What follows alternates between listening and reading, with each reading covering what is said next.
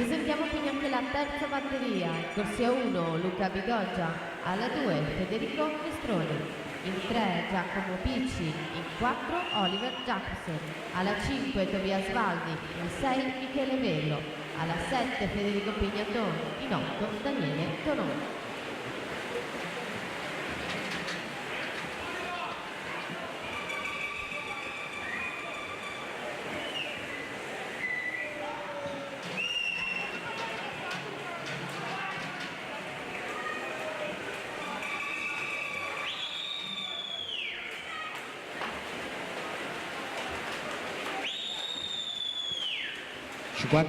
e 48 Marco Esposito in corsia 4, terza batteria alla partenza, prima delle teste di 6.